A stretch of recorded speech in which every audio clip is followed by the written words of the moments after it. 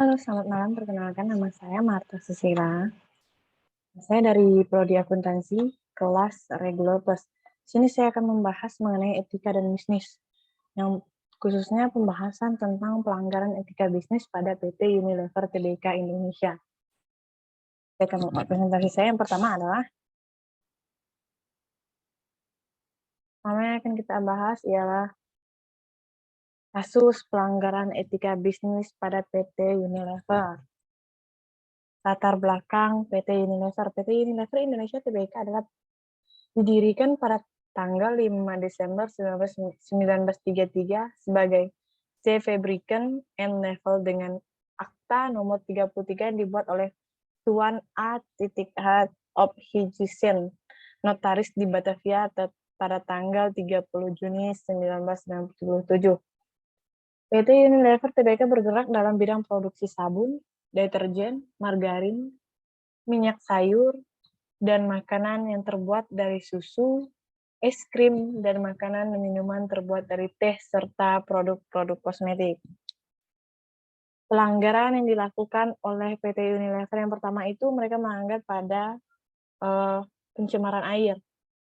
Dampak dari pencemaran air adalah dampak yang disebabkan oleh PT Unilever terhadap pencemaran air yang pertama adalah berupa air tidak dapat digunakan untuk keperluan rumah tangga. Jika air sudah tercemar, maka air tersebut sudah tidak bisa lagi digunakan untuk keperluan rumah tangga, misalnya seperti untuk nyuci, minum, apa segala macam itu sudah tidak bisa digunakan karena air itu sudah kotor atau sudah tercemar oleh pabrik yang dimiliki oleh PT Unilever tersebut.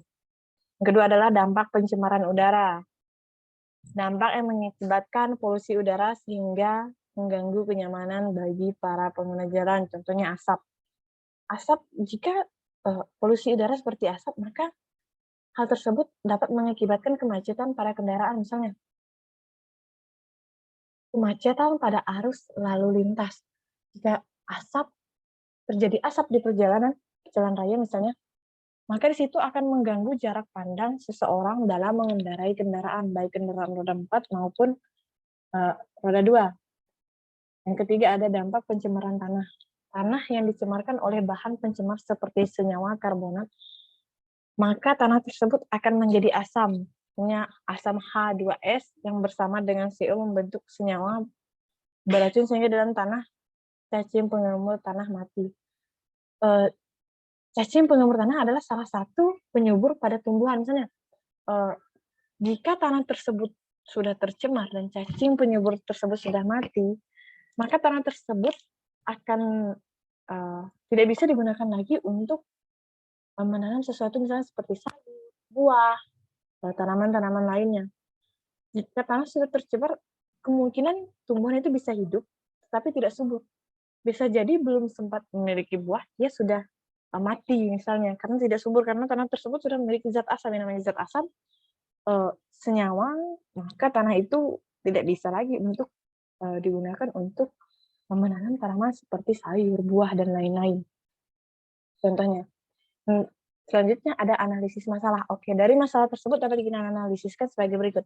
Dalam berbisnis, moral dan kejujuran adalah salah satu hal yang sangat penting. Sehubung dengan studi kasus yang pencemaran lingkungan air, udara, dan tanah, kesalahan yang mereka lakukan cukup fatal sehingga terjadi pencemaran lingkungan yang menyebabkan kurangnya air bersih dan udara sehat dan lingkungan bersih. Dapat kita bayangkan, jika terjadi polusi seperti itu dan terjadi terus-menerus pelanggaran etika bisnis seperti itu, maka sulit untuk kita temui yang namanya air bersih dan udara yang bersih. Jika sulit ditemukan air bersih dan udara yang bersih, kita mau apa? Itu sangat berdampak bagi masa depan kita. Bukan untuk kita sekarang, bahkan untuk anak cucu kita nanti bisa jadi mereka tidak bisa menemukan air bersih lagi jika terus-terus ada perusahaan yang melanggar etika bisnis. Analisis permasalahan, barang siapa yang dinyatakan salah, maka mereka harus bertanggung jawab. Yang namanya sudah salah, kita juga harus bertanggung jawab dengan kesalahan tersebut, bukan lari dari tanggung jawab. Apalagi ini merupakan latar dasar kesadaran dan kemauan, bukan di alam bawah sadar. Oke.